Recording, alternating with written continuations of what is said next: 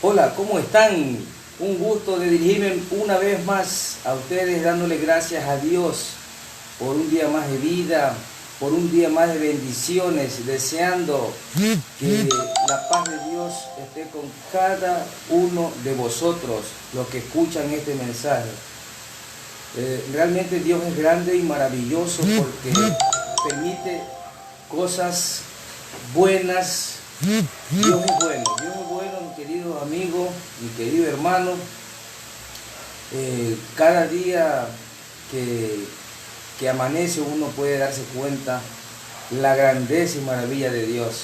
Realmente te invito a agradecerle a Dios, a ser grato con Dios por toda su benevolencia para con nosotros, aún siendo nosotros pecadores, aún siendo nosotros infieles. Dios siempre está ahí fiel. Es por eso que cada uno de nosotros tenemos que hacer un alto, un acto de conciencia y realmente detenernos para poder ver a Dios, para poder reflexionar en Dios, ¿verdad? Porque ese es, en fin, el propósito principal de Dios. ¿Qué tal? ¿Cómo han pasado? Vamos a tratar un tema hoy día, considero muy importante, ¿verdad? Porque hay muchas formas para poder uno acercarnos a Dios. Hay muchas formas, hay muchos motivos, para ser más explícito. Hay muchos motivos por los que podemos acercarnos a Dios. Cristo es el único camino para acercarnos al Padre, para acercarnos a Dios. Pero existen muchos factores que pueden influir para acercarnos a Dios, ¿verdad? Y también hay muchos factores que impiden el acercarnos a Dios. El tema de hoy va a ser sobre la ingratitud. Considero un tema muy súper importante porque muchos somos ingratos en el andar de nuestra vida. Tiene que ver mucho también con la vida normal que llevamos cada uno de nosotros, la vida secular, y que realmente si no hemos sabido ser agradecidos con Dios, no vamos a ser agradecidos con nadie. Pero vamos a hablar un poco de estas dos situaciones, ¿verdad? Tanto en la vida secular como en la vida espiritual, sobre la ingratitud, ¿verdad? Para esto vamos a recordar un poco de lo que hemos venido viendo en videos anteriores, que es sobre, tenemos que ver primeramente cuál es la condición del ser humano, y eso lo vimos en Romanos, ¿verdad? 1 del 18 en adelante, que habla sobre cómo es nuestra situación. Nuestra situación es una situación quebrada, es una situación calamitosa, es una situación en una completa crisis, todo producto de darle las espaldas a Dios, de producto de querer ser nosotros autónomos, de querer ser nosotros independientes, de querer autodeterminarnos por nosotros mismos, también por causa de nuestra propia autoexaltación, porque el ser humano tiende a querer ser autoexaltado. ¿Por qué? Porque en el momento que nosotros desconocemos cuál es la causa por la que fue creado el hombre. El hombre fue creado para el reino y la gloria de Dios. El hombre fue creado para darle gloria a Dios, para alabanza de Dios, para alabanza de su nombre. A Dios le plació en su magnífica voluntad, en su soberanía y en su poder de determinación, crear al hombre para este fin, para glorificar a Dios. Ese fue el objeto por la cual Dios nos creó. Entonces, cuando el hombre, ¿verdad?, no cumple con ese objetivo para el cual fue creado, entonces tiende a autoexaltarse él mismo. Esto es fácil de comprender. Dice el Señor Jesús en su palabra: el que no recoge conmigo desparrama, el que no está conmigo está en contra. Y eso es lo que pasa con el ser humano cuando decidimos autodeterminarnos nosotros mismos, creyendo que vamos a poder estar bien en esa condición, cuando todos podemos comprender que eso no es así. Fuimos creados desde el origen con ese objetivo de depender de Dios, de una dependencia única, exclusiva, necesaria para la vida del ser humano, una dependencia de Dios. Entonces, cuando nosotros nos volteamos y le damos la espalda a Dios, estamos siendo soberbios, estamos rechazando a Dios. Y todos los males que menciona el apóstol Pablo en este libro de los Romanos, en el capítulo 1, todos los males, que son más de 21 males, 21 pecados, ¿verdad?, todos son productos por la naturaleza del hombre en la que se encuentra, por la naturaleza caída del hombre, pero principalmente por no querer nada con Dios, de encontrarnos en una situación en la que no queremos nada con Dios, no queremos nada con el dador de la vida, con nuestro creador, no queremos nada. O sea, ¿hasta dónde llega nuestra insensatez, mi querido amigo y hermano? De rechazar y no querer nada a un Dios todopoderoso, al dueño de todo el universo, al creador del universo. No queremos nada. Y es ahí nuestra condición caída, ¿no?, que tiene su origen en el huerto de Edén. En el huerto de Edén se origina todo esto, donde Adán y Eva decidieron autodeterminarse y autoexaltarse. Entonces, la condición del hombre es esta, luego tendió a la idolatría también, adorando más a las criaturas, a la creación, que al propio creador. Esa es la condición del hombre caído.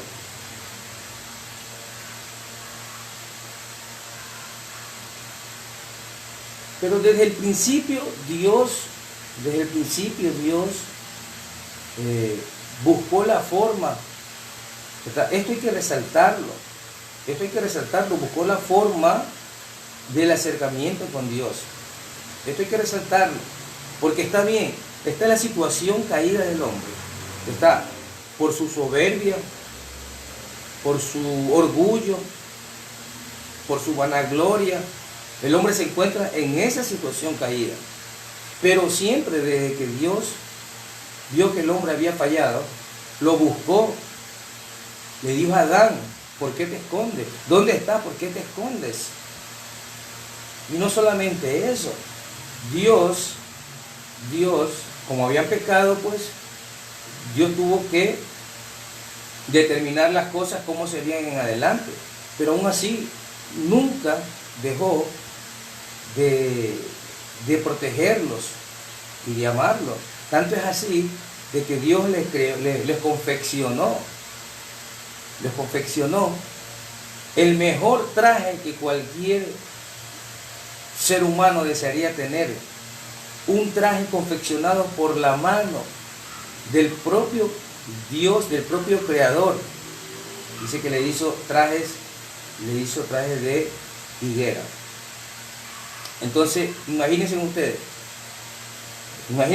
Dios, el hombre tuvo ese privilegio, ese primer privilegio de conversar con Dios, así, frente a frente, conversar con Dios. Tuvo ese privilegio el primer hombre en la tierra de ese mandato de Dios, recibir ese mandato de enseñorearse de todo lo que está creado, de la misión de ponerle nombre a todos los animales creados por Dios. Imagínense todo ese privilegio. Luego el hombre decide caer, cae, y aún así Dios lo busca. Dios lo busca y Dios lo protege. Miren ustedes la maravilla de nuestro Dios. Son tantas las maravillas que podemos mencionar, no nos va a alcanzar el tiempo para mencionar las maravillas de Dios, lo que es importante para poder dejar lo que es la ingratitud. Son tantas las maravillas de Dios. Podemos empezar primeramente por ver lo que dice Romanos 1:19. Dice, porque lo que de Dios se conoce le es manifiesto, pues Dios se lo manifestó.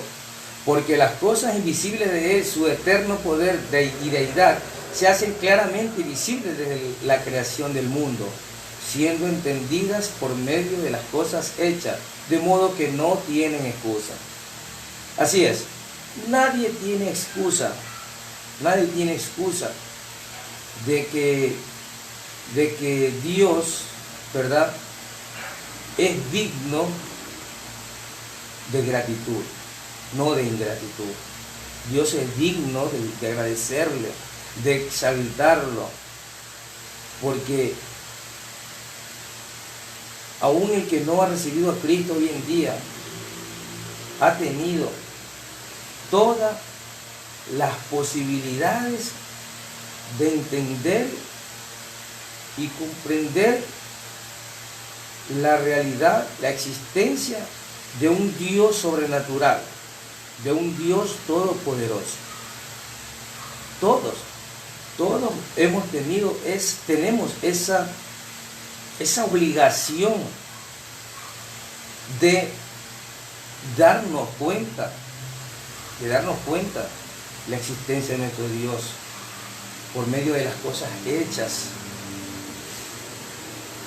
porque solamente un Dios poderoso como nuestro Padre amado es el que tiene el poder para poner cada cosa en su lugar, los cosmos en su lugar, todo lo que encierra los cosmos, sus planetas, sus satélites, el sol, la luna. Díganme ustedes amigos, ¿está bien que tengamos dudas sobre la existencia de Dios? El mismo ateo llega a un momento de desesperación en su vida que dice, yo soy ateo gracias a Dios. Gracias a Dios.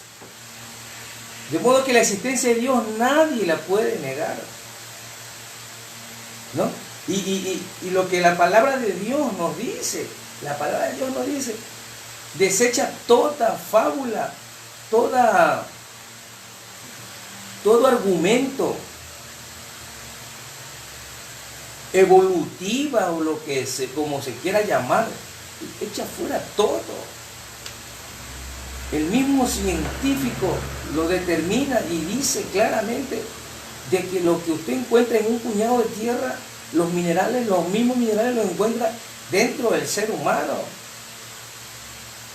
Y la palabra de Dios nos dice que fuimos hechos del barro. Está claro, nadie tiene excusa para no darle gracias al Creador. Nadie tiene excusa. Además, es el alto grado de soberbia del hombre no querer reconocer. Eso es lo que pasa. El alto grado de soberbia. Porque el hombre prefiere creer en cualquier otra locura, en cualquier otra cosa prefiere creer. Aún dándose cuenta. Dios ahorita nos habló por medio de esta pandemia. Pero aún así hay muchas personas que le siguen dando la espalda a Dios. Es lamentable. Es lamentable. Debemos de entender que el origen principal de nuestra creación no es para continuar autodeterminándonos, para continuar autoexaltándonos, sino para vivir bajo una dependencia 100% de Dios. En nuestro corazón, luego de la caída del hombre, existe un vacío. Es por eso que usted ve, mi querido amigo y mi querido hermano, ve que el rumbo del hombre, el destino del hombre es sin fin, es incierto. El hombre anda sin brújula, el ser humano anda sin brújula por esta vida, sin saber qué hacer, anda de trumbo en trumbo. Nada lo satisface, nada lo deleita, nada. Ni el dinero, ni los placeres, ni nada de lo que haya de hacer. Porque todo lo que haga, todo lo que practique, todos los males que haga, lo satisface momentáneamente, pero luego llega en su calma, en su soledad, se da cuenta de que existe algo adentro, de que hay algo adentro que no lo ha llenado. Esa es la falta de Dios en vuestras vidas. Es la falta de Dios, porque debemos de entenderlo, de que fuimos creados para que Dios esté con nosotros, para que Dios sea nuestro mejor amigo, nuestra mejor confianza que tenemos. Entonces el ser humano, como tiene este vacío, prefiere creer en cualquier otra locura. Viene alguien por ahí, inventa, crea una forma equívoca, una religión, y la gente cree, se le hace fácil creer. O hay otras personas que, como no conocen a Dios y quieren dándole la espalda a Dios, prefieren mantenerse en una religión. Ya les he dicho cuál es el concepto de religión. El concepto de religión es normas, preceptos que te obligan que cumplas. Pero, sin embargo, eso no cambia tu vida, eso no llena tu vida.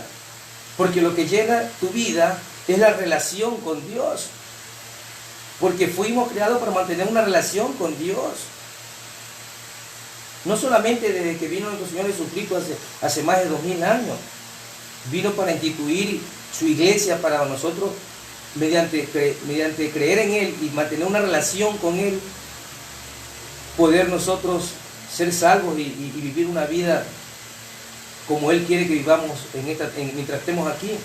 Sino que antes, desde el antiguo pacto, el Antiguo Testamento, Dios siempre quiso mantener una comunión con el hombre. Pero el hombre se le hace más fácil, esa es la soberbia del hombre, se le hace más fácil abrir su corazón y llenar su corazón de puras locuras religiosas, porque la religión es más fácil cumplir aparentemente, porque en la religión usted se le dice haga esto, haga este otro, haga esto, este otro, y ellos lo tratan de cumplir. Incluso acuérdense, en el Antiguo Testamento el hombre no podía cumplir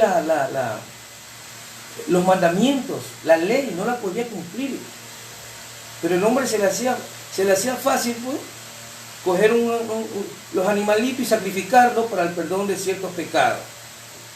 Era más fácil. Hoy en día, ¿no?, tenemos a nuestro Señor Jesucristo que nos limpia todo pecado, pero preferimos seguir con el animalito, con el sacrificio, el holocausto del animalito, y no experimentar de que el poder de Dios mismo a través de su Hijo amado, y que la sangre de Jesucristo te limpia de todo pecado, y su Espíritu Santo, nuestro Consolador, es el que nos va a dar fuerza para cumplir la ley de Dios y para cumplir todo lo que Dios nos mande hacer. Pero no, preferimos, ¿verdad?, continuar con la religión, con la religiosidad. Es por eso que el evangelio no es religión. no puede ser religión, no puede ser encasillada en lo que son las religiones. No puede ser, porque la religión son creadas por hombres, mientras que el cristianismo es una institución creada por el mismo Dios que tuvo la modestia de Él mismo descender de sus alturas y venir aquí y habitar entre nosotros para mantener ¿qué? Una relación y una comunión. Y esa es la diferencia. Pero claro, el orgullo y la soberbia y quererse quedar con la naturaleza caída y que el hombre le continúa dando la espalda a Dios, prefiere seguirlo haciendo así. Es por eso que hoy en este mensaje, mi querido amigo, debemos determinar con ese espíritu religioso que tenemos. Y por una vez por todas empezar a entender lo que Dios quiere en nuestra vida y ser gratos con Dios, porque eso es un mal muy tremendo, el ser ingrato. Otro punto que tenemos, todas las manifestaciones realizadas por Dios desde el principio, desde el antiguo pacto, vemos, por ejemplo, un ejemplo que todos sabemos, por ejemplo, muchos sabemos sobre los israelitas, ¿verdad? Ellos, después de estar tantos años como esclavos, ellos fueron liberados de la esclavitud.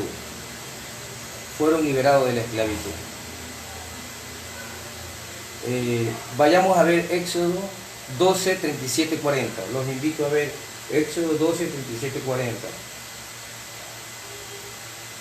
Miren lo que dice. Partieron los hijos de Israel de Rameses a Sucot, como 600,000 hombres de a pie. 600,000 hombres. Miren, sin contar los niños, y también subió con ellos grandes multitudes de toda clase de gentes. Es decir, que aparte de los 600,000, lo más de 600,000 hombres, ¿verdad? Habían niños. Imagínense ustedes cada niño, cada familia, cuántos niños habrán tenido y cuántos niños serán en su totalidad. Y ovejas, y aparte entes, es decir, de toda clase. Y ovejas y muchísimos ganados. Y cocieron tortas sin levaduras de la masa que había sacado de Egipto, pero pues no había leudado, porque al echarlos fuera los egipcios no habían tenido tiempo ni para prepararse comida. El tiempo que los hijos de Israel habitaron en Egipto fue de 430 años. Después de 430 años, vivir como esclavo. ¿Cómo vive el esclavo? Vayamos a nuestra forma secular nomás. ¿Cómo vive el esclavo? Nosotros fuimos esclavos. Nosotros los que hemos recibido a Cristo fuimos esclavos. Fuimos esclavos de los delitos y de los pecados. Estábamos enfrascados. Muchos estábamos enfrascados en cosas vanas de este mundo. El alcoholismo, la drogadicción, el adulterio, la fornicación, ¿verdad? Tantos males que menciona el apóstol Pablo aquí, que son más de 21. El ser humano está enfrascado en eso. Los cristianos estábamos enfrascados en cosas. Y eso nos tenía esclavizado. El esclavo no tiene ninguna clase de derecho. El esclavo vive solamente para complacer y satisfacer a su amo. Y su amo era el pecado, era Satanás. Entonces, en esa condición se encontraba el hombre. Fueron esclavos, los israelitas fueron esclavos por 430 años. Y Dios decide liberarlos, los libertó. Pero ¿qué pasa? ¿Qué pasa? Que que Dios les manifestaba sus milagros, su gloria, los protegía. Todos sabemos la historia. No voy a ahondar en el tema, pero vamos aquí a ver la ingratitud de ellos, que es lo que nos amerita ver, es la ingratitud, habiendo sido manifestado su poder, su gloria de parte de Dios para con ellos renegaban en contra de Dios, ellos deseaban regresar nuevamente eso eran ellos. Éxodo 14, del 11 al 12. Miren lo que dice. Éxodo 14, del 11 al 12. Y dijeron a Moisés: ¿no había sepulcros en Egipto que nos ha sacado para que muramos en el desierto? ¿Por qué has hecho así con nosotros, que nos has sacado de Egipto? ¿No es esto lo que te hablamos en Egipto, diciendo: déjanos servir a los egipcios, porque mejor nos fuera servir a los egipcios que morir nosotros en el desierto? Miren ustedes, hubiésemos preferido seguir esclavizados, siendo esclavos, y lamentaban y se quejaban y eran ingratos con Dios. Luego en el desierto prefirieron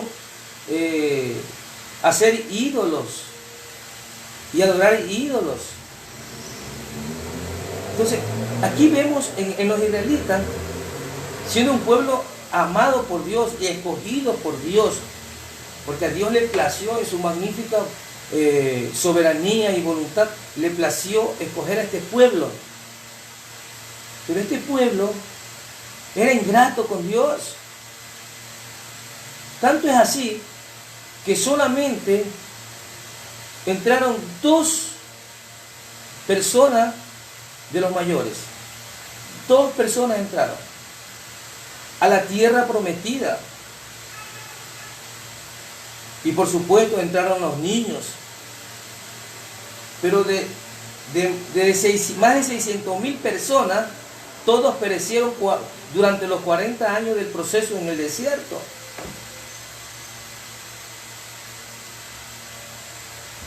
¿Por qué? Porque lejos de ser gratos con Dios, ellos decidieron seguir siendo ingratos y dándole la espalda a Dios. Y creer más que sus costumbres, que sus pecados y que su esclavitud. Este es el peligro de la ingratitud, de no reconocer que debemos de ser gratos con Dios.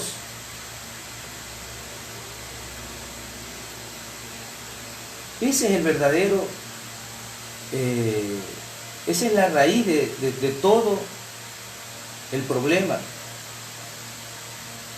Es la ingratitud. Miren lo que dice Génesis 2:3.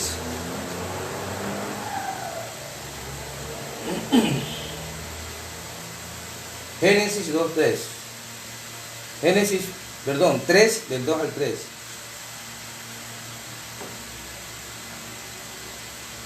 Y la mujer respondió a la serpiente: del fruto de los árboles del huerto podemos comer, pero del fruto del árbol que está en medio del huerto le dijo Dios: no comeréis de él, ni le tocaréis, para que no muráis. Entonces la serpiente le dijo a la mujer: no moriréis, sino que sabe Dios que el día que comáis de él serán abiertos vuestros ojos, y será como Dios, sabiendo el bien y el mal. Miren ustedes. Le dan oído al enemigo, en vez de agradecerle a Dios, de ser grato con Dios, porque es Dios que los creó y los puso en un lugar maravilloso como es aquel huerto. Y como les digo, para que ellos se enseñoreen de todo lo creado por Dios, de toda su creación. Ese es lo que a nosotros nos motive también. Eso es algo que nosotros debemos tener presente, de que somos puestos aquí en esta tierra para enseñorearnos de las bendiciones de Dios, de lo que Dios nos quiera dar. Porque Dios nos tiene prometido buenas cosas para los que creemos en Él. Entonces, eso es lo que pasa con las personas ingratas, que endurecen su corazón. Hay una palabra que identifica a estas personas. Hay una palabra que identifica, que se llama dura cerviz, que significa volverse altivo después de haber estado humillado, ser obstinado, ser duro de cerviz, no le servirá para alcanzar su propósito. ¿Qué es ser obstinado? Es una persona que se mantiene firme en una idea, intención u opinión,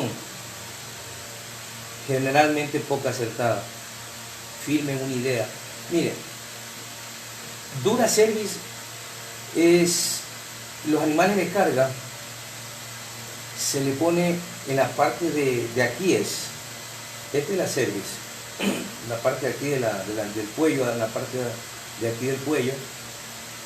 Entonces esta parte de tantas cargas que ellos llevan, una especie de montura, se le duerme, se le adormece. Entonces el animal solamente sigue con su carga y eso no le permite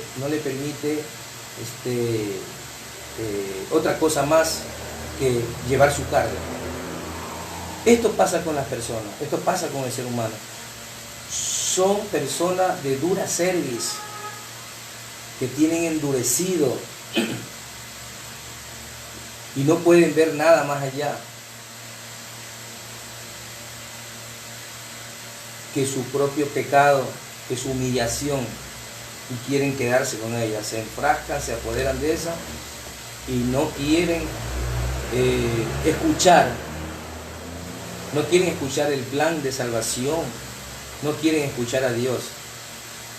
Y se vuelven obstinadas, como dice, ¿verdad? Una persona que mantiene firme su idea. Entonces, ese es el ser humano. Pero esta ingratitud la vemos dentro de nuestro propio hogar. Nuestro propio hogar, cuando nosotros somos ingratos. Los esposos son ingratos con la familia. Muchos esposos abandonan a sus hijos.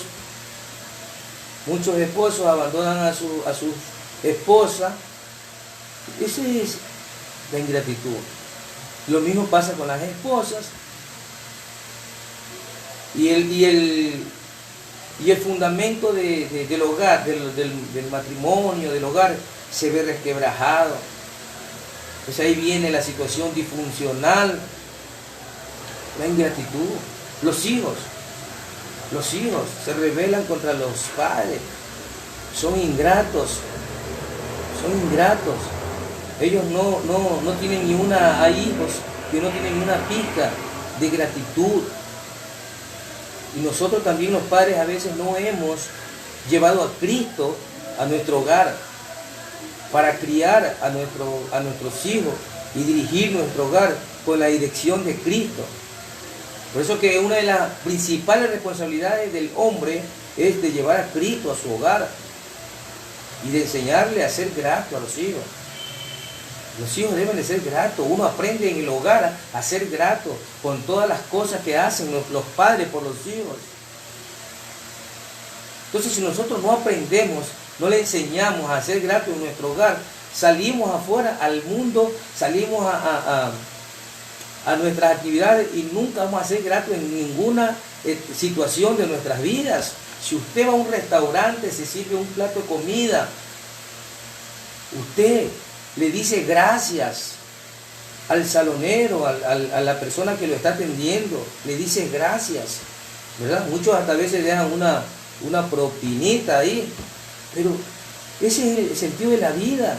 Usted se baja de un taxi, gracias le dice, ¿verdad? Porque esa es la forma como debemos actuar, siendo gratos. ¿Y qué pasa con Dios?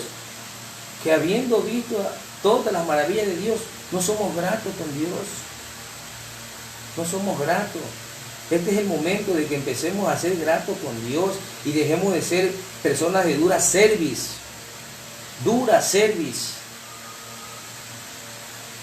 Miren lo que dice Éxodo 32, del 9 al 10. Éxodo 32, del 9 al 10.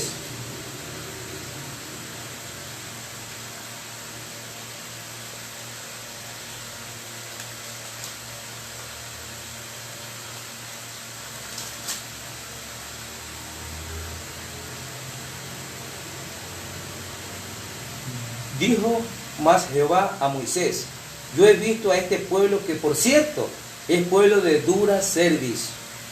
Ahora pues déjame que se encienda mi ira en ellos y los consuma, y de ti yo haré una nación grande.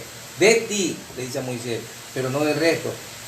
Miren ustedes, por eso le estoy diciendo que no todos los israelitas entraron a la tierra prometida. Miren lo que pasa ahorita con esta pandemia.